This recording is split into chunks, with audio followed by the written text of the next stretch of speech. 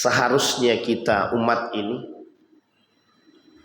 berada pada posisi seperti apa di dalam keadaan yang memang kita sendiri bingung. Beberapa hari ini Bapak Ibu sekalian yang berbahagia, saya sering duduk sendiri sambil mikir, sering kadang-kadang nggak tahu ini dunia mau dibawa kemana gitu. Kadang-kadang saya sendiri mikir, dengan kekacauan yang sedemikian hebohnya, dengan keadaan yang sedemikian rumitnya, kadang saya berpikir mau dibawa kemana. Tapi lagi-lagi kita yang lemah ini bisa apa gitu. Dalam arti kata lemah itu kita tak mampu menampung semua persoalan dunia ini, tak mampu kita tampung. Makanya kita mengatakan manusia yang lemah seperti kita ini bisa apa? Ini kalau bisa Bapak Ibu nih, ya kan ini kan kalau, tapi nggak boleh berkalau-kalau tuh, kita nggak boleh juga gitu. Kita angkat dunia nih, kita buang, begitulah istilahnya. Tapi kan nggak bisa gitu. Tapi kan kita nggak bisa. Sampai saya baca beberapa kitab-kitab, saya coba belajar bagaimana posisi umat muslim seharusnya dan seperti apa di akhir zaman ini. Ternyata memang ada beberapa hal. Yang pertama, kata Nabi, memang umat muslim di akhir zaman itu ujiannya berat sangat. Lebih berat ketika masuk pertama kali Islam itu. Kemudian saya pelajari apa beratnya hidup menjadi seorang muslim di akhir zaman itu. Ternyata berhadapan dengan fitnah yang dahsyat sekali. Dahsyat fitnah. Kan Bapak Ibu merasakan gitu. Yang kita rasakan sekarang dahsyat. Kita tidak perlu keluar jauh ya. Kita masuk ke Riau ini aja. Begitu keadaannya. Saya bilang sampai kadang mikir, ya Allah, hukum berat sebelah, perzinahan di mana-mana, para alim yang saling bertikai, para pembenci persatuan, orang-orang yang tidak menyukai perdamaian, khamar di mana-mana. Ya Allah ya Rabbi, kezaliman begitu nyata. Apa dari perkataan Nabi yang tidak terbukti? Tidak ada Pak. Tidak ada sama sekali. Semua terbukti. Maka kata Nabi, berat sangat hidup di akhir zaman itu. Makanya para sahabat itu berdoa, dia meminta kepada Allah untuk dimatikan sebelum bertemu dengan masa itu. Dan masa itu adalah masa sekarang. Dan saya teringat dengan hadis Nabi, kata Nabi tidak akan muncul Dajjal itu sebelum sirarukum itu jelas. Jadi tidak akan datang Dajjal itu sampai kejahatan itu merajalela. Dan saya melihat pertumbuhan kriminalitas itu semakin jelas gitu Pak. Jadi rasa takut yang ada dalam diri kita nih, rasa kekhawatiran yang selalu kita pikirkan itu hari ini itu ada. Saya tidak tahu apakah maksud daripada kekhawatiran itu adalah ciri orang yang beriman, ciri orang yang cerdas atau apa, saya tidak tahu. Tapi yang jelas, keadaan yang menakutkan yang kemudian Allah hantarkan kepada kita hari ini sebagai bentuk daripada manusia akhir zaman itu nyata. Itu yang pertama. Jadi keadaan kita. Yang kedua, bagaimana posisi umat muslim ketika itu. Disampaikan Nabi. Mereka berada di antara makhafatin. Berada dalam dua kondisi. Di antara dua kondisi. Di tengah-tengah.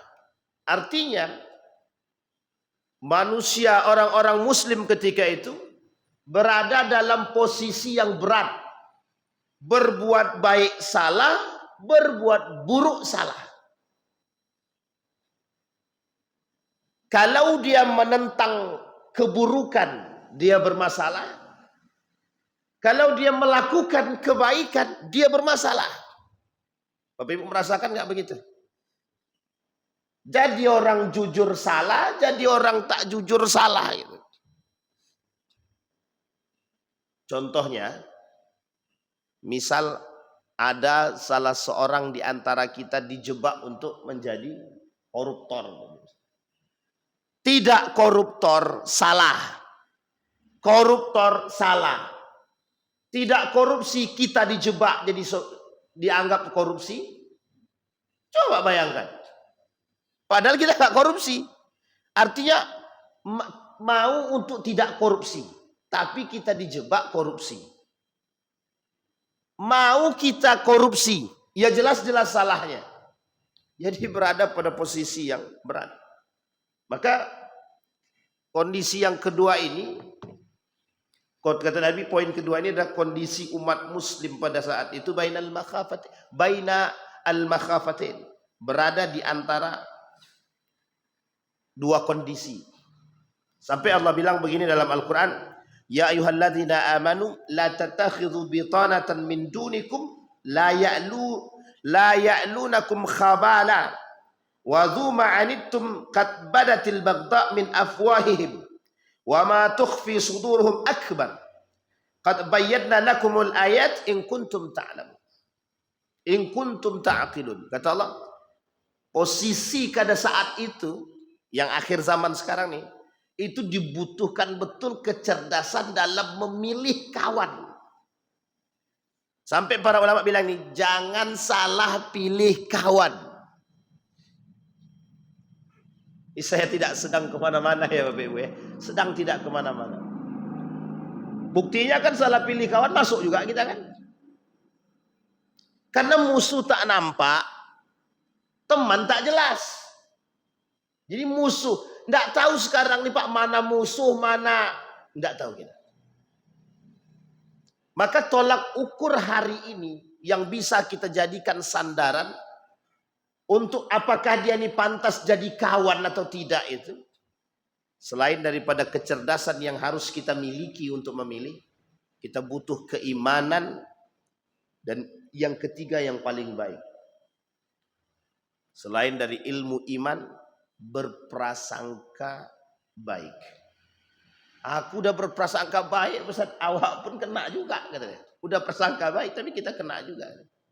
Selebihnya kita kembalikan kepada Allah. Karena Bapak Ibu memang betul-betul kita berada dalam kondisi yang seperti dikatakan Nabi. Bainal makhafataini, kita nggak tahu mana kawan, mana lawan, kita nggak tahu. Dan kita berada di tengah-tengah itu. Sementara kita harus memilih kawan atau memilih yang satunya. Memilih lawan tidak mungkin, tapi kita pasti memilih kawan. Sementara ketika kawan yang kita pilih, kita nggak tahu benar apa tidak, ternyata justru malah menikam kita dari belakang. Maka kata Allah, ya ayyuhalladzina amanu la tattakhidhu bitanatan min dunikum la ya'lunakum khabala wa dhu ma anittum qad badatil baghdha. Apa kata Allah? Hai orang-orang beriman, janganlah kamu menjadikan sahabat karib orang-orang selain golonganmu. Ini masalah nih Pak. Kalau kalimat ini dipahamin sepotong begini, ini masalah nih. Sehingga nanti kita nggak mau berbaur dengan orang lain.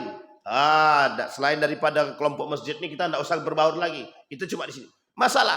Maka nggak bisa juga memahami ayat ini sepotong. Tapi yang dimaksud oleh Allah dalam ayat ini adalah jangan engkau jadikan orang-orang fasik, orang-orang munafik, orang-orang kafir yang zalim sebagai sahabat karibmu. Karena orang-orang munafik itu pasti berkhianat. Orang munafik pasti berkhianat. Nah, ini kondisi kita Bapak Ibu. Ini yang kedua. Maka kata Allah, kamu ini adalah orang-orang yang kasih sayang kepada mereka, tapi mereka tidak mau kasih sayang kepadamu. Istilahnya awak baik sama orang. Orang munafik itu Pak, memang memanfaatkan kebaikan kita. Jadi kita baik dengan dia takkan mau baik sebenarnya. Namanya itu yang dia cari. Gitu. Memang itu yang diharapkan. Nah, Bapak Ibu sekalian yang berbagi. Itu yang kedua. Yang ketiga, yang pertama tadi Nabi sampaikan kekacauannya. Yang kedua, kondisi umat muslim seperti apa. Yang ketiga kata Nabi, umat muslim di akhir zaman itu banyak yang mengarah kepada syubhat dan bid'ah atau pelaku kerusakan atau cinta terhadap dunia. Kata Nabi, umat muslim di akhir zaman itu banyak mengikuti syahwat. Yang ketiga, Nabi sampaikan Pak kepada kita. Sekarang Bapak Ibu boleh cek mayoritas umat muslim, mayoritas. Sampai kita bisa membahasakan muslim banyak, mukmin sedikit. Mukmin banyak, muhsin lebih sedikit. Jadi urutannya muslim. Apa semua umat muslim itu sholat? Apa semua umat muslim itu sholat? Kalau semua umat muslim itu sholat, masjid kita penuh. Lebih ramai mana? Kafe di samping daripada masjid yang ada di sini. Itu nyata. Mau tahu lebih nyata lagi? Di depan Masjid Pancasila. Kan jelas banget itu. Sampingnya masjid. Ramai pula yang di depannya daripada di masjid itu lagi. Masjid TNI itu Pak. Itu kalau sempat pas lagi azan hidup. Coba bayangkan itu. Harusnya kan begitu. Tapi itu tadi, muslim banyak, mukminnya sedikit. Mukmin sedikit. Kayak yang ketiga tadi, banyak umat muslim itu mereka hidup dengan syahwatnya. Mereka mendekati kepada syahwatnya. Bahkan lebih parah lagi kata Nabi, mereka mempertuhankan syahwat itu kata Allah. Itu yang ketiga. Yang keempat, kita baginda Nabi Muhammad SAW. Yang keempat itu, umat muslim mau tidak mau akan menjadi orang aneh di tengah kekacauan tersebut. Artinya, regulasi agama, poin-poin agama, pilar-pilar agama itu akan menjadi aneh justru di telinga umat muslim itu sendiri. Itu poin keempat. Artinya Bapak Ibu, sholat itu nanti ada masanya. Sholat itu aneh, ngaji itu aneh. Kita lihat ya. Dulu di mana-mana orang ngaji. Sekarang kalau ada misalkan Bapak Ibu sedang duduk di depan, tiba-tiba Bapak Ibu baca Quran. Datang orang. Wow. Sedang baca Quran, divideokan. Di tengah kesibukannya yang padat, dia baca Quran. Adalah satu keajaiban. Apanya yang ajaib? Saya tanya Bapak Ibu, umat muslim baca Quran itu yang ajaibnya apa? Wajib. Umat muslim baca Quran kok dibilang ajaib, itu kan aneh. Itu yang saya maksud. Weh, nggak pernah sholat tiba-tiba sholat, misalkan. Sebenarnya nggak aneh Bapak Ibu, nggak aneh. Cuma karena kita langka melihat keadaan seperti itu, sehingga kita buat itu aneh. Gitu. Padahal itu satu keharusan dan kewajiban bagi seorang muslim. Tidak ada yang aneh di situ. Yang keempat. Sekarang kita masuk poin selanjutnya. Nah kata Nabi, kondisi umat muslim di akhir zaman, kalau tidak betul-betul berpegang dengan tali agama, so kuat tenaga. Maka kata Nabi, kerahkan tenagamu sekuat mungkin untuk memegang tali agama ini, jangan sampai lepas. Sekalipun engkau memegangnya satu tangan, usahakan tangan ini untuk menarik yang lain. Nah, begitulah bahasanya Pak. Padahal muslim, tapi kita harus memegang tali itu lebih erat. Kalau bahasa kita seharusnya, kalaulah semua yang ada dalam masjid ini saudara kita semua, kita nggak perlu khawatir. Nggak perlu kita khawatir. Tapi kita nggak tahu di antara sekian banyak saudara semua ini, betul nggak mereka saudara kita. Sehingga kekhawatiran kita dengan kejadian yang ditampakkan dari karakter-karakter mereka yang ada itu, kekhawatiran kita tinggi. Sampai kita bilang ilustrasinya begini. Ibu, tolong jangan tinggalkan aku. Aku takut. Kata ibunya, enggak usah takut nak. Di dalam ini kan abang-abangmu semua. Kata anak, aku takut ibu, kata dia. Di dalam rumah ini abang-abangmu semua, anak kakak-kakakmu. Ibu ini nggak tahu. Kalau selama ini anak ini sering dipukulin sama abangnya. Sering dihazab sama kakaknya.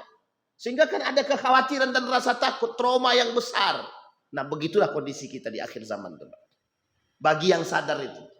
Sehingga kita megang tangan ibu ketika mau ditinggalkan itu berat betul. Memang betul-betul kita pegang.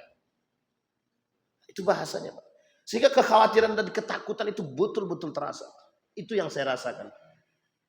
Maka akhir-akhir ini cukup ada waktu untuk bisa merenung. Sampai saya mikir, kok begini betul lah keadaan ini. Tapi ada kuncinya nanti di akhir nih, Pak. Saya sampaikan di poin selanjutnya. Kata Nabi, pegang yang erat. Pegang yang erat. Karena seerat-eratnya peganganmu, sekencang akan datang yang lebih kencang angin tersebut untuk menerpa dirimu. Karena di sini poinnya, Bapak Ibu. Ketika kita dilanda musibah, misalkan banjir, ketika banjir deras, semua orang berusaha mencari pegangan sekuat tenaga. Kita ambil kasusnya, kasus Aceh, tsunami. Setiap orang mencari pegangan. Pohon yang dipegang, justru pohon itu hilang. Tiang rumah yang dipegang, justru rumah itu ambruk. Sampai di sini paham ya maksud ilustrasi ini. Pertanyaannya, apa yang akan kami pegang lagi? Rumah yang kami pegang hancur. Mobil yang kami masukkan ikut tergenang. Semua habis.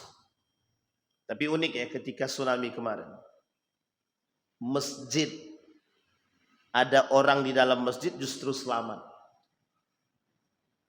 Nah ini sebenarnya ingin Allah tunjukkan kepada kita semua. Kondisi itu, kalaulah yang itu tsunami bentuknya fisik, sekarang lebih dahsyat daripada fisik itu sendiri. Kita dibuat gila dengan keadaan. Maka satu-satunya pegangan yang paling bisa kita menyelamatkan kita yaitu agama memang. Ditambah orang-orang hari ini kita nggak usah beragama. Bayangkan Bapak Ibu, kita sedang beragama, datang angin besar, datang kelompok besar untuk mengatakan kepada kita nggak usah agama nggak penting, agama nggak penting. Kita sedang pegang agama. Kalau kita pegangnya cuma biasa saja megang, kita ikut arus, kita terbawa air. Angin kita ini lebih kencang, Pak. Sehingga kita kalau megang itu, kalau bisa memang seerat mungkin. Dua tangan. Ibarat tangan kanan Al-Quran, tangan kiri ini sunnah Nabi. Jadi dua-duanya kita pegangin tuh. Karena anginmu kencang, kata dia. Nah apa angin tersebut? Itu tadi. Kondisi kita itu. Makanya kata Nabi, kalau tidak kuat pegangannya. Makanya itu istilahnya dalam hadis Nabi itu. Orang di akhir zaman itu seperti memegang bara api. Nah, tangan dia itu ada bara api. Jadi tak dipegang salah, dipegang salah. Jadi kondisi memegang tuh khawatirnya saking panas keadaannya. Begitulah. Saking parahnya. Nah yang selanjutnya kata Nabi. Dan ini hasil pengamatan saya dari beberapa hadis Nabi. Kata Nabi, berjamaahlah. Berjamaahlah. Maka ini yang mau kita bahas di subuh hari ini, Pak. Saya heran dengan ada orang-orang ketika orang ingin berbuat baik, ketika orang ingin menyadari kesalahan, ketika orang ingin mempersatukan, kok ada orang-orang yang mencerai-beraikan sementara mereka muslim. Itu saya tidak sampai otak saya mikir itu. Maka dengan spontan saya bilang manusia seperti itu munafik. Mau munafik. Ada orang yang mau menyatukan umat. Kita ambil istilah. Kita nih ajak Bapak Ibu untuk bersatu. Di tengah kita sedang mengajak orang bersatu, datang orang lain, muslim juga, masih juga dalam golongan kita, dia bilang, tidak akan bisa kalian bersatu. Gitu. Coba bayangkan. Kira-kira ketika kita sedang ngomong begitu, Sedang mengajak begitu, datang orang yang seperti itu, kira-kira mau diapain tuh orang itu sebenarnya? Tapi kan begitu keadaan kita. Kita sedang ingin merangkul orang-orang. Kok tiba-tiba datang orang yang mengucilkan? Kita istilahkan begini. Ada orang mau berhijrah menuju lebih baik. Datang Bapak Ibu. Alah, kau tak akan pernah bisa jadi baik. Alah, paling kau baik nih, mesti ada maunya. Jadi kita nih datang dengan suuzon kepada orang. Orang mau hijrah, kita suuzonin. Gitu. Orang mau hijrah menuju kebaikan, kita datang dengan suuzon. Gitu. Justru kita datang dengan mencela, mencaci, memaki, menuduh yang tidak-tidak. Kita sudah tidak berusaha untuk menyatukan, tapi justru ketika ada orang yang ingin menyatukan, kita justru ingin mencaci dan memaki. Oke, kita perhatikan baik-baik. Apa kata Allah dalam Al-Quran? Kuntum khaira ummatin ukhrijat linnasi ta'muruna bil ma'ruf wa tanhauna 'anil munkar. Ya Allah yang bilang. Kata Allah, kalian itu sebaik-baik umat. Khaira ummatin. Ukhrijat linnas. Dikeluarkan untuk kembali kepada manusia dan mengajak kepada manusia. Siapa orang ini, Pak? Kalau kita lihat Rasulullah sallallahu alaihi wasallam. Yang kedua para sahabat, yang ketiga tabi'in, yang keempat tabi'in. Sisanya siapa? Para alim. Dan kita yang berpegang teguh dengan agama. Orang-orang yang diberikan kelebihan, orang-orang yang diberikan kekuatan untuk berpegang teguh dengan agama dikembalikan kepada manusia, diberikan dan dikeluarkan kepada manusia untuk mengajak manusia. Apa yang harus kita buat terhadap manusia itu? Ta'muruna bil ma'ruf wa tanhauna 'anil munkar. Kita perintahkan orang untuk berbuat baik, kita juga jadi baik. Kita baik dulu, kita ajak orang berbuat baik. Wa tanhauna 'anil munkar. Jangan mohon maaf kita sudah menikmati posisi terbaik di atas, kita lisan ini tak mampu mencegah kemungkaran. Yang kita khawatirkan adalah para pemuka-pemuka agama yang hari ini berada di atas bersama dengan para pejabat, seharusnya mereka lebih bisa mengatakan yang haram itu haram, yang halal itu halal. Tapi kita lihat kondisi sekarang. Lisan ini terbelenggu untuk mengatakan yang halal itu halal, yang haram itu haram. Padahal kita berada di jajaran para pejabat. Kita berada di jajaran para pemangku politik. Kita tak berani untuk menyampaikan itu. Dengan alasan pelan-pelan. Pelan-pelan ente ikut. Bisa dipahami Bapak Ibu? Ini kondisi nyata Bapak Ibu. Tidak usah jauh-jauh Bapak Ibu. Kita lihat di sini sekarang. Berapa banyak orang yang berada di sekelilingin para pemangku-pemangku politik itu yang mengerti agama. Yang kita harapkan adalah mereka bisa saling komunikasi antara satu dengan yang lain. Berupaya untuk menyatukan. Sementara yang di luar ini, yang di luar barisan para pemangku, yang di luar barisan para orang-orang politik, di luar barisan para pemerintah, ya mereka tetap mengedukasi masyarakat. Sehingga ketika terjalin komunikasi yang baik, kita bisa menyatukan umat. Setidaknya kita punya usaha. Bukan justru untuk saling mencaci, memaki. Sudah ada orang ingin baik, kita nggak sanggup. Sudah kita nggak sanggup berbuat untuk menuju kebaikan, justru kita mencaci maki. Justru yang paling berbahaya, yang mereka berada di atas, yang bersama dengan para pemerintah itu, para pejabat, para pemangku politik, justru mohon maaf, terbelenggu. Mereka pula yang menghasut. Bisa dipahami Bapak Ibu ya? Ini kondisi kita Pak. Jangan kita yang menjadi penghasut. Kita yang harusnya kan enak. Misal, Ustadz Adi Hidayat sekarang berada di samping dekat dengan Pak Prabowo. Kan bagus. Pak Prabowo dibisikkan kebaikan-kebaikan. Ini itu disampaikan. Generasi 2000 sekian. Generasi emas.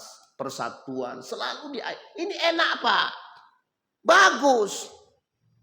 Tapi jangan kita menjadi orang, justru kita yang menjadi tonggak perpecahan itu. Membenci sana, membenci sini. Tidak selesai Pak. Sampai kiamat namanya kebencian itu tidak akan selesai. Yang kita cari itu solusi menyatukan, bukan solusi memecahkan. Tidak pun kita cari untuk menghasut perpecahan, yang namanya perpecahan pasti terjadi. Cuma kita mencari usaha untuk menyatukan. Tidak mungkin. Sekalipun tidak mungkin, yang besar bisa kita kurangi. Dari 100 orang yang berpecah, kita punya usaha menyatukan, setidaknya dapat 10 orang bersatu, dan lumayan Pak, Bu. Ini tidak. Justru dia yang di atas, dia yang dekat dengan sana, dia pula yang menghasut itu. Mereka pula yang menghasut. Itu yang menjadi masalah kita sekarang. Sehingga yang tidak dekat, harusnya, karena yang tidak dekat dengan para pejabat, pemerintah, ini lisan untuk sampai ke sana ada bentengnya, ada batasnya. Sementara mereka yang di atas, yang dekat dengan pemerintah, pejabat, para pemangku politik, pemain politik, segala macam, lisan mereka yang harusnya bisa menyampaikan. Kita bersatu aja. Kita coba ini, coba inisiasi lah. Itu yang disebut dengan khaira ummatin ukhrijat linnas. Itu yang disebut dengan sebaik-baiknya umat yang diberikan kepada manusia untuk menyatukan, mengajak kepada kebaikan, mencegah kemungkaran. Nah, kalau Anda berada di sana tapi Anda tidak bisa mencegah kemungkaran, itu apa? Lebih baik Anda mundur. Kenapa demikian? Kalau Anda tidak mundur, justru Anda yang terjerumus dalam kemungkaran itu. Meskipun Anda tidak mau mengaku, tapi Anda setidaknya kecipratan kemungkaran itu. Oh, kami tidak akan kecipratan Ustaz. Iman kami di atas, kan kami alim. Anda jangan sombong dulu. Justru yang masuk neraka pertama sekali itu yang juga mengerti agama kan. Termasuk salah satu yang masuk neraka pertama sekali itu yang alim, yang mengerti agama. Maka tak salah Pak ketika Umar bin Khattab berkata, hal tadri man yahdumuddin, tahukah kalian siapa yang akan menghancurkan agama? Zalatul alim, tergelincirnya para alim. Nomor 1. Coba bayangkan, nomor 1. Bahkan dikatakan oleh Nabi dalam hadis ini, awwalu salasatin yadkhulun amirun musallatun. Salah satu di antara yang pertama kali masuk ke dalam neraka itu amirun musallatun. Tahu Bapak Ibu amirun musallatun itu? Pemimpin yang zalim, sesat, imam yang menyesatkan dan lain sebagainya. Itu yang kita maksud. Ta'muruna bil ma'ruf wa tanhauna 'anil munkar.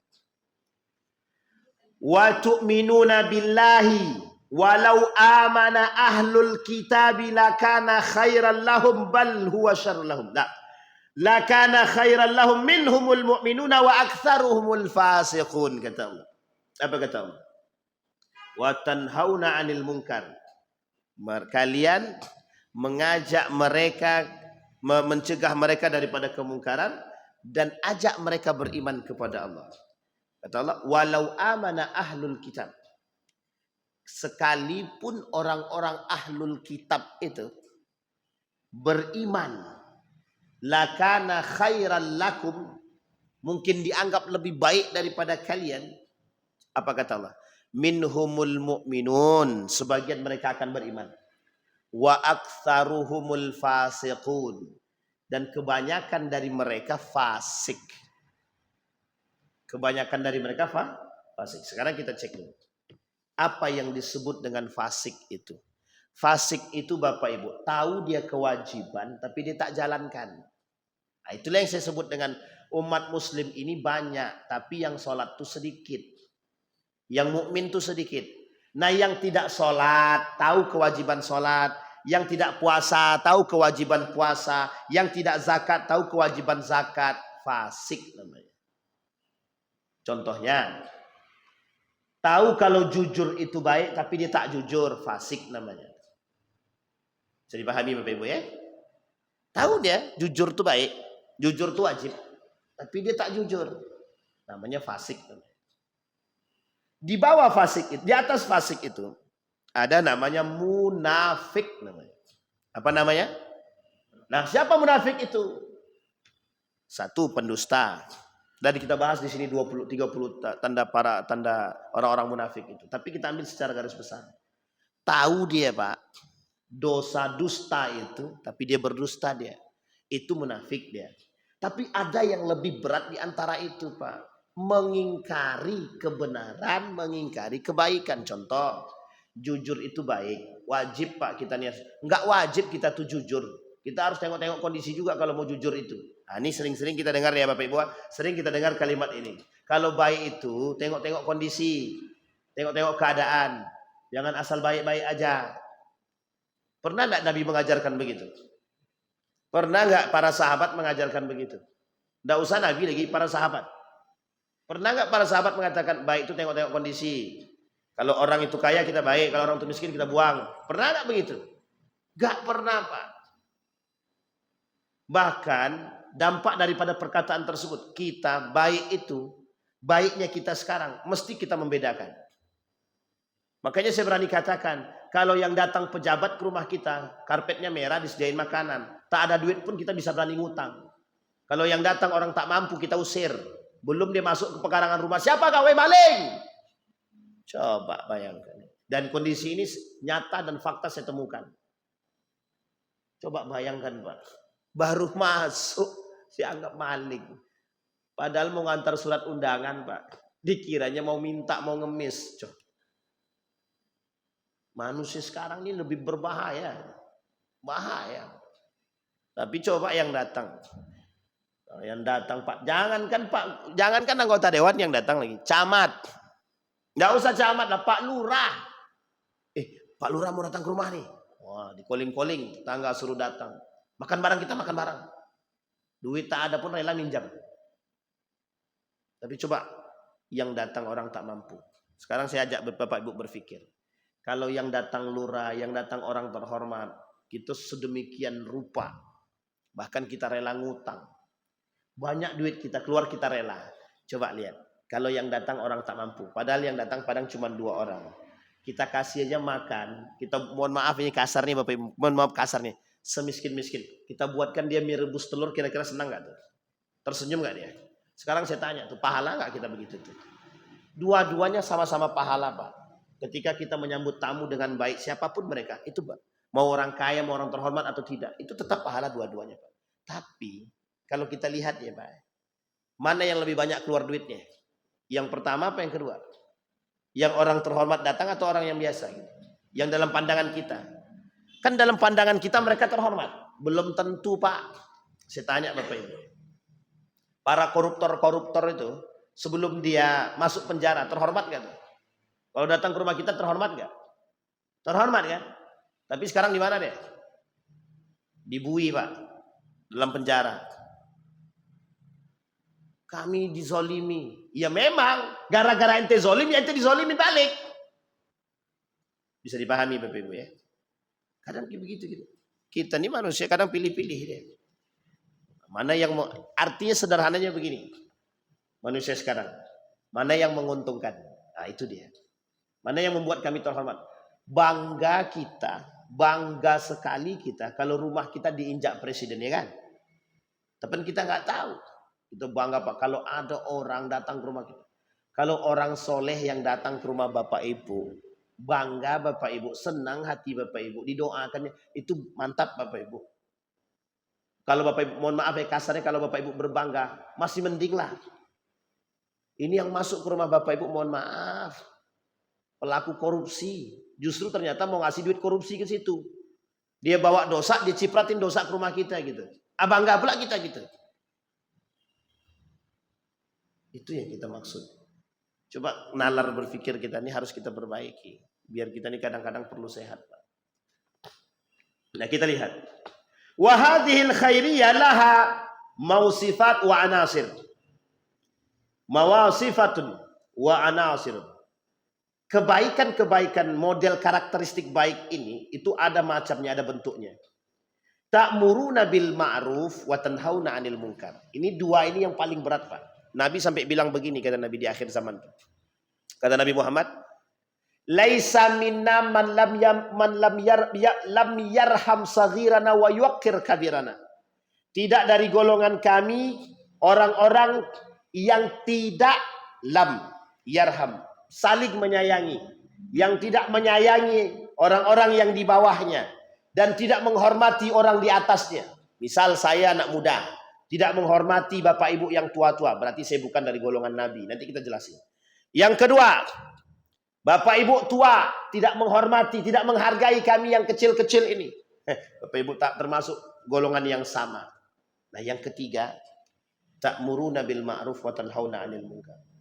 Bukan dari golongan baginda Nabi Muhammad SAW, orang yang punya kebaikan, tahu kebaikan, tapi tak mengajak orang lain kepada kebaikan.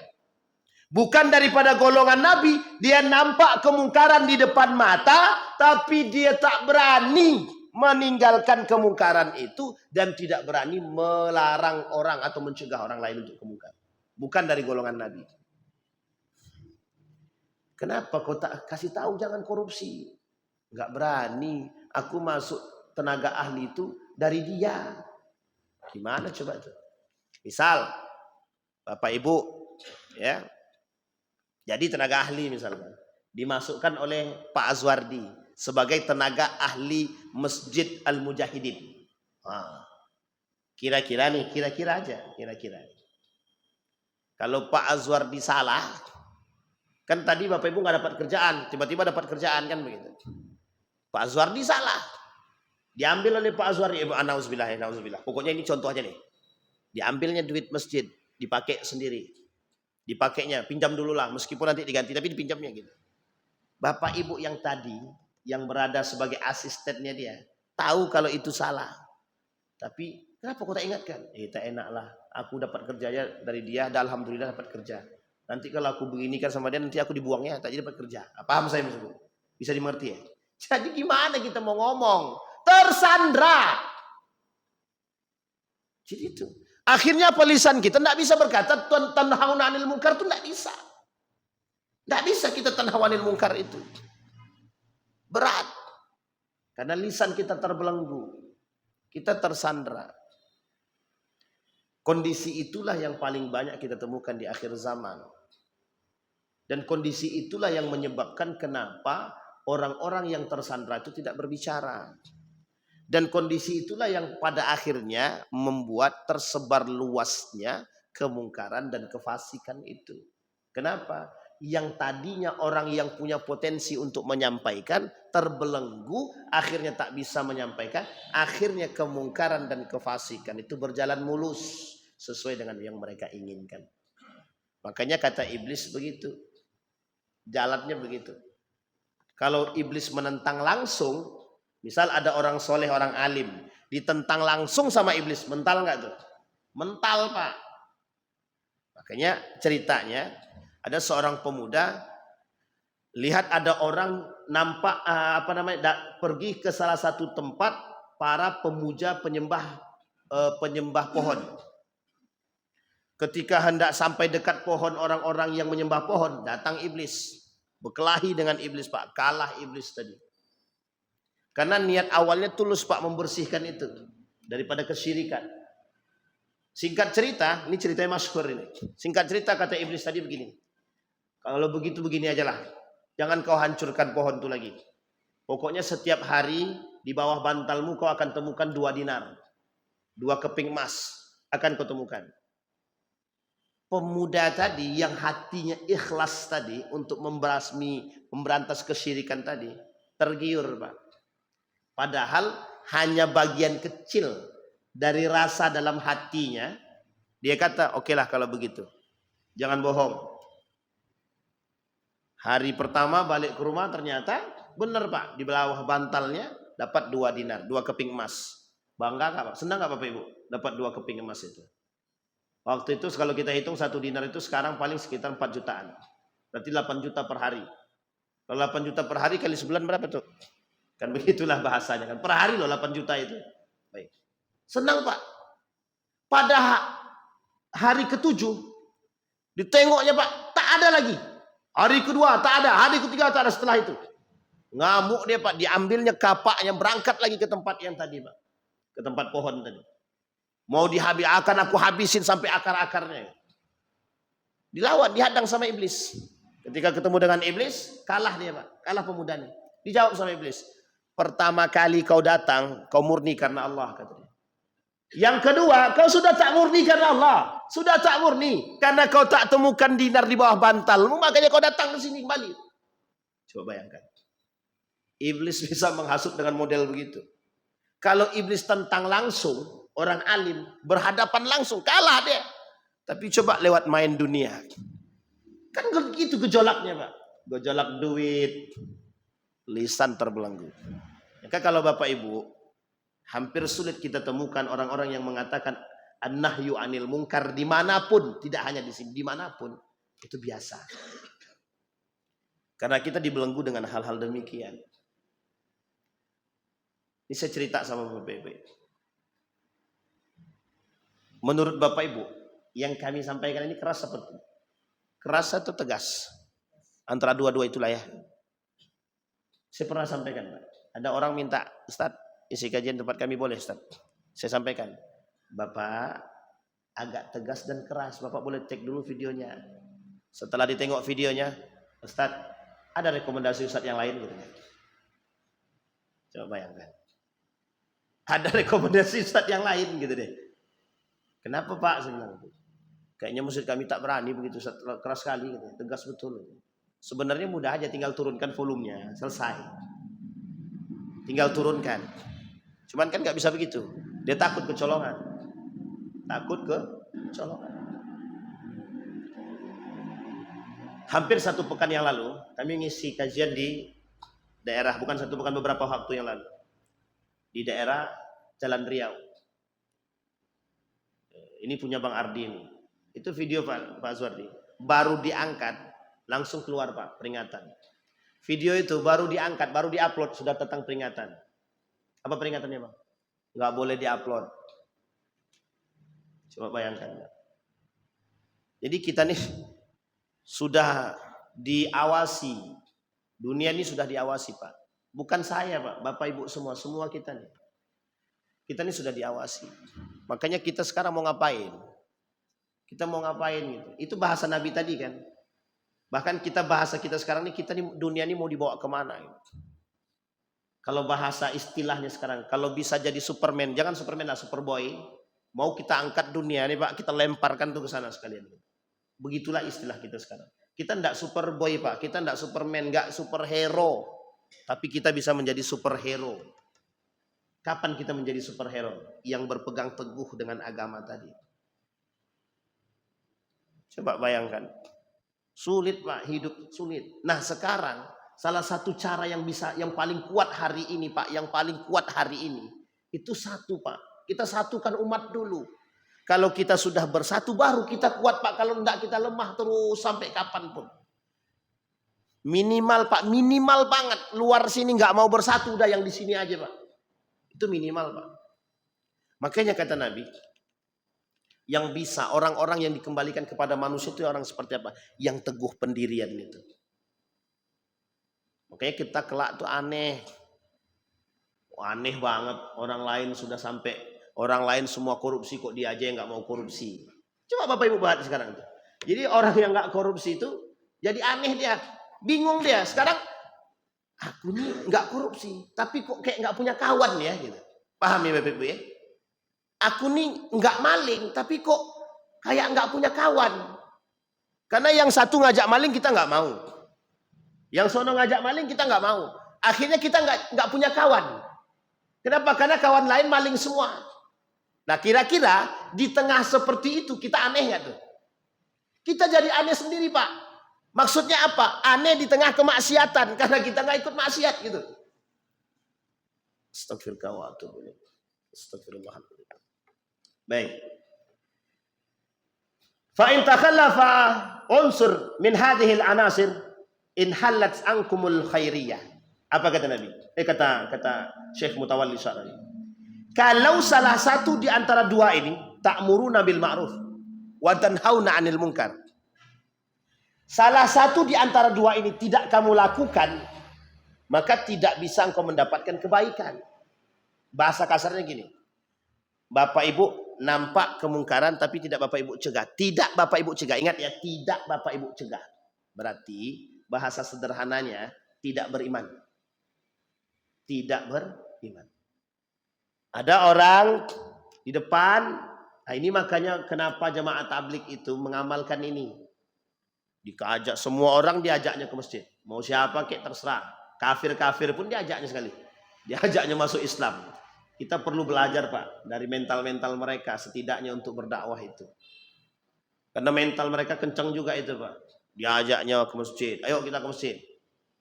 Yang kayak gitu-gitu aja dikafirin orang kan. Yang kayak gitu-gitu. Ngajak ke masjid aja dikafirin gitu. Ngajak ke masjid kok dikafirin orang. Ajak ke masjid Pak. Mental mereka kuat. Kita boro-boro ngajak orang ke masjid Pak. Kita aja nggak ke masjid. Ini masalah kita sekarang. Makanya bahasa Nabi. Salah satu di antara dua. Ta'muruna bil ma'ruf. Kalau kita tidak menyuruh orang melakukan kebaikan, kita nggak punya iman. Makanya istilah saya sederhana Pak. Istilah saya. Kalau ada orang masa bodoh dengan orang lain, berarti dia tidak punya iman. Kalau ada orang yang tidak mau perhatian terhadap sesamanya, dia tidak punya iman. Kalau ada orang yang tidak perhatian dengan pelaku-pelaku kemungkaran, pelaku kemaksiatan, dia tidak beriman. Jadi kalau kita masa bodoh dengan perlakuan saudara-saudara kita yang menyeleweng dan menyimpang, kita nggak beriman. Kita nggak beriman. Karena potensi kita, satu orang saya misalkan, ngajak orang ke masjid. Misal contoh. Saya ajak dia ke masjid, tidak mau dia. Coba kita datang-datang. 3 orang aja. Bang ke masjid yuk. Kira-kira mau nggak dia ke masjid? Mau Pak, malu dia. Kalau 1 orang dia masih bisa jaga diri dia Pak. Tapi kalau 3 yang ajak. Sekali datang kita 3. Kalau perlu 1 kampung kita datang. Datang kita 1 kampung. Ke rumah sebelah nih. Ayo Pak kita ke masjid. Kan malu dia Pak. Akhirnya mau nggak mau ke masjid Pak. Yang kayak gitu. Ini ilustrasi sederhana Pak. Ilustrasi sederhana. Artinya. Kalau kita nih kompak. Mau barang bersatu gitu. Selesai. Itu yang disebut dengan. Kuntum khaira ummatin. Kata Nabi. Kata Allah. Kalian itu umat terbaik. Nah umat yang terbaik itu yang seperti apa? Harusnya kalau kita merasa menjadi karakteristik. Yang diberikan oleh Allah adalah umat terbaik. Itu kita. Tapi ayat ini. Kuntum khaira ummatinnya dimajukan dulu. Siapa umat yang terbaik itu? Kata Allah umat yang terbaik itu 2. Yang mencakupi 2 unsur. Mengajak kepada kebaikan. Mencegah daripada kemungkaran. Itu yang disebut dengan kuntum khaira ummatin. Umat itu tidak satu. Tidak 1 orang. Kalimatnya memang kalimat 1. Tapi isinya banyak. Pasir. Pasir itu tidak 1. Banyak pasir itu. Tidak perlu kita bilang pasir nggak perlu. Pasir itu pasti banyak. Karena tidak mungkin pasir itu 1 Pak. Tidak mungkin. Kapur itu tidak mungkin 1. Karena kapur itu kumpulan daripada serbuk-serbuk yang kemudian dipadatkan. Jadi kapur. Sama Pak. Begitu dia. Istilah orang zaman dulu. Sapu lidi 1 tidak bisa membersihkan. Tapi kalau sapu lidi itu banyak. Diikat kuat nggak? Mematahkannya sulit gitu. Uniknya itu peribahasa zaman nenek moyang kami dulu. Bahasa peribahasa dari SD kami dapatkan gitu. Harusnya peribahasa itu bisa kita pakai sekarang. Kalau kita bersatu kita kuat. Kan tinggal turunkan ego masing-masing. Masalahnya itu dia. Menurunkan ego tak bisa. Sekarang pertanyaannya mengapa mereka nggak mau? Kalau kami turunkan ego, kepentingan kami terganggu. Periuk kami tidak terbuka. Tak berasap. Nah itu masalahnya. Paham maksud saya Bapak Ibu? Jadi semuanya dikembalikan urusan itu. Hawa nafsu syahwat. Baik. Kemudian kita lihat lagi. Apa kata Syekh Mutawalli Salam? Wa yuridullahu mas'alatal iman billah min ba'dil amri bil ma'ruf wan nahyu 'anil munkar. Itu masalah iman. Masalah mengajak orang kepada kebaikan, masalah mencegah daripada kemungkar, itu masalah kebaikan, masalah iman. Jadi kalau ada orang yang tidak mengajak kepada kebaikan, tidak mencegah kemungkaran, berarti dia tak beriman. Atau kata para ulama, imannya lemah. Makanya saya katakan, Bapak Ibu jangan tersinggung ya. Kita ini iman kita ini masih lemah Pak. Saya berdiskusi dengan jamaah tablik Pak. Beberapa waktu lalu saya diskusi. Itu sampai apa ya? Saya bilang, oh jauh sekali Pak. Jauh sekali saya dibandingkan dia itu jauh banget. Beliau, kalau beliau bahasakan, nggak punya ilmu, nggak pernah belajar agama. Tapi di tangan beliau itu sudah muslim sekian puluh orang. Awak yang ngerti agama, mengislamkan orang satu aja empot-empotan. Meskipun begitu saya alhamdulillah pernah meskipun begini Pak, adalah satu kali lah orang yang masuk Islam di tangan kita. Cuma sampai satu. Mereka Pak puluhan. Gimana cara mereka dakwah? Mereka masuk ke rumah-rumah Pak. Mereka datangin tuh Pak tempat-tempat itu. Tempat-tempat maksiat. Bisa Pak. Makanya kalau mohon maaf teman-teman jemaah tabligh itu banyak yang tatoan segala macam. Jangan tengok tatonya Pak. Jangan tengok tatonya. Tapi bagaimana mereka bisa merubah diri mereka dari menjadi seorang penjahat menjadi orang yang baik. Itu yang paling penting. Bisa enggak? Bisa Pak. Buktinya itu bisa. Apakah hatinya para pelaku korupsi ini lebih parah daripada batu? Tidak. Lebih keras daripada batu? Tidak. Artinya kan masih ada peluang. Peluang itu kalau kita menyampaikan. Kalau ada orang baik, duduk bersama mereka dan menyampaikan secara perlahan. Bisa enggak tuh kira-kira? Bisa Pak. Masalahnya mau apa tidak? Yang kedua terbelenggu atau tidak? Yang ketiga tersandra apa tidak? Kalau sudah tersandra, terbelenggu ya susah. Alah kau masuk aja gara-gara aku, udahlah, tak usah ngomong. Selesai urusan Pak. Mobil dapat, rumah dapat, gaji besar. Mau ngomong apa kita? Gak bisa Pak, gak bisa ngomong apa-apa. Tapi kalau Bapak Ibu dikasih mobil Bapak Ibu tolak, dikasih rumah Bapak Ibu tolak, dikasih gaji Bapak Ibu tolak, kira-kira bisa enggak orang ngatur kita? Gak bisa Pak. Itu ilustrasi sederhananya begitu. Cuma memang anginnya kencang. Anginnya kencang.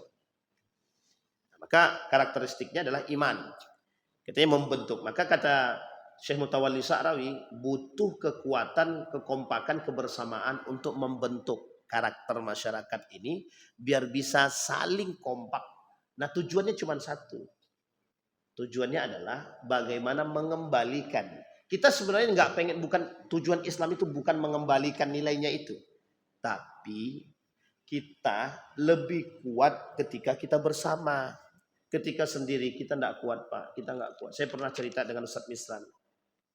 Kalau kita sendiri-sendiri kata beliau, nggak bisa Wan. Kita harus bareng-bareng, sama-sama.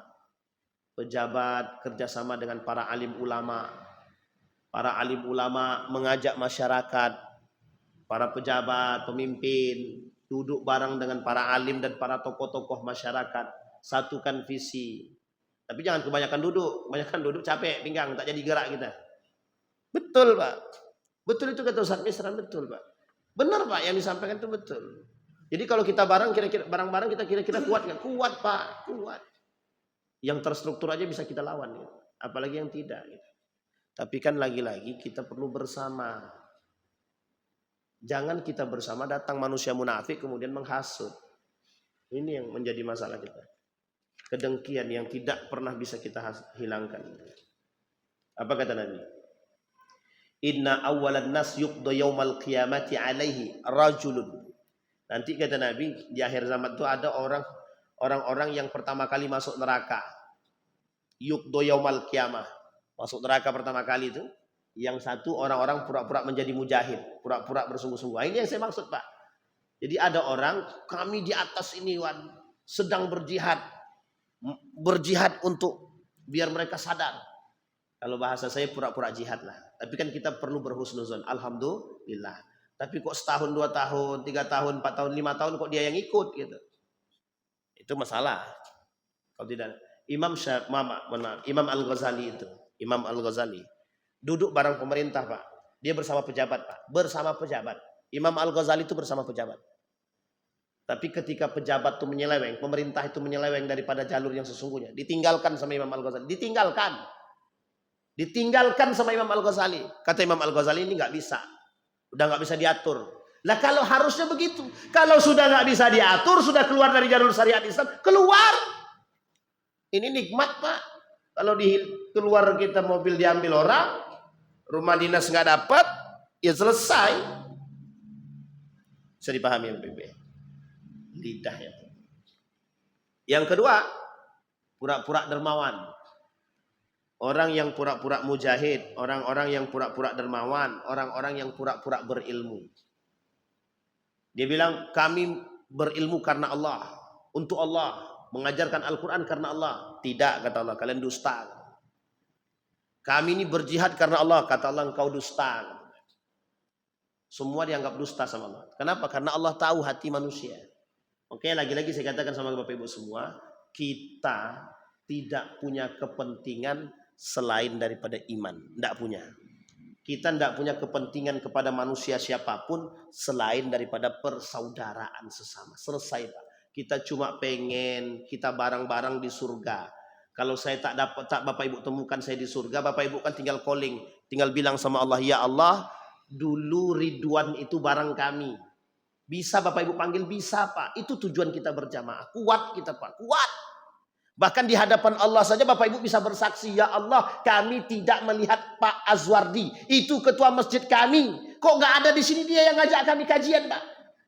Akhirnya apa kata Allah? Malaikat tengok di mana Azwardi gitu. Oh, di situ ya Allah, angkat masuk surga. Begitulah. Dan itu Ustadz nih ngada-ngada. Tidak, Bu, Bapak Ibu, tidak. Beneran, memang begitu kondisinya. Makanya Allah katakan, la tattakhidhu bitanatan.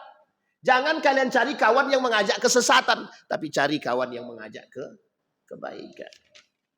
Jadi kalau ada kawan mengajak kepada kebaikan, mencegah daripada kemungkaran, itu mesti baik orangnya, Pak. Mesti iman itu, Pak. Mesti dia ngajak dengan keimanan. Nah, Bapak Ibu sekalian yang berbahagia, yang terakhir kita tutup dari solusi baginda Nabi. Satu kata Nabi, yang pertama, kalau Anda berada dalam kondisi yang begitu rumit ini, tetap berjamaah, tetap berjamaah. Jangan keluar dari barisan. Cuma kuatkan dulu benteng kita. Biar benteng yang kuat ini bisa tidak tergoyahkan ketika mereka menyeleweng, kita tetap utuh. Meskipun tetap bersama. Sekalipun mereka menyimpang, kita tidak menyimpang. Tapi kita tetap bersama. Artinya, kalaupun ada kawan kita yang menyimpang, kita masih bisa tetap eksis. Dan mungkin kita masih bisa mengajak mereka. Itu yang pertama. Yang kedua kata Nabi, kalau memang Anda tak sanggup juga terpecah daripada kelompok, maka beruzlahlah kalau Anda tak sanggup. Kalau tidak sanggup, Pak, beruzlahlah. Artinya menyendirilah. Menyendiri itu bagaimana maksudnya, Ustaz? Menyendiri maksudnya adalah sendiri atau tidak usah terlalu berbaur dengan siapapun, cukup lakukan yang terbaik yang bisa kita mampu kita lakukan. Itu yang dimaksud. Yang ketiga, Bapak Ibu sekalian yang berbahagia, kalaupun kita terjerumus dalam lembah tersebut, pastikan kita berada tetap pada posisi keimanan. Biar sekalipun kita mati kita tetap dalam kondisi beriman. Itu yang paling penting. Contoh, semua lautan para koruptor. Bapak Ibu cuma sendiri. Keluar tak bisa, pergi tak bisa, di dalam salah. Tetap pastikan diri itu beriman. Meskipun dalam keadaan itu Bapak Ibu mati dalam kondisi beriman. Mulia apa tak mulia? Itu yang kita coba hari ini. Kita usahakan dulu melawan kemungkaran itu. Kalau sudah kita tak sanggup melawan kemungkaran itu, insya Allah matikan kita dalam keadaan yang bisa kita pertanggungjawabkan di hadapan Allah. Amin ya rabbal alamin. Kita berdoa kepada Allah, mudah-mudahan apa yang kita sampaikan Allah kabulkan, apa yang kita sampaikan Allah berikan, Allah berkahi, Allah kuatkan, Allah sehatkan kita semua. Insyaallah kita termasuk golongan orang-orang yang husnul khatimah. A'udzubillahi minasyaitonir rajim. Bismillahirrahmanirrahim. Hamdan syakirin, hamdan naimin, hamdan yuwafi ni'amahu wa yukafi mazidah. Ya Rabbana lakal hamdu kama yanbaghi li jalali wajhikal karim wa 'azimi sultanik. Allahumma salli ala Muhammad wa ala ali Muhammad. Allahumma faqihna fid din wa 'allimna ta'wil. Allahumma ansur man nasara ad-din wa khudhul man khadhal muslimin. Allahumma arinal haqqa haqqan warzuqna ittiba'ahu wa arinal batila batilan warzuqna ijtinabah. Allahumma anfa'na bima 'allamtana warzuqna uluman tanfa'una fid din wad dunya wal akhirah. Allahumma ansur man nasara ad-din wa khudhul man khadhal muslimin. Allahumma ansur ikhwanana al-mujahidin fi Palestin wa fi Gaza wa fi kulli makan. Allahumma dammiril yahud, Allahumma dammiril yahud. Allahumma ighfir lahum warhamhum wa'afihim wa'fu anhum wa akrim nuzulahum wa wasi' madkhalahum waj'alil jannata mathwahum. Rabbana atina fid dunya hasanah wa fil akhirati hasanah wa qina adzabannar. Walhamdulillahi rabbil alamin. Assalamualaikum warahmatullahi wabarakatuh.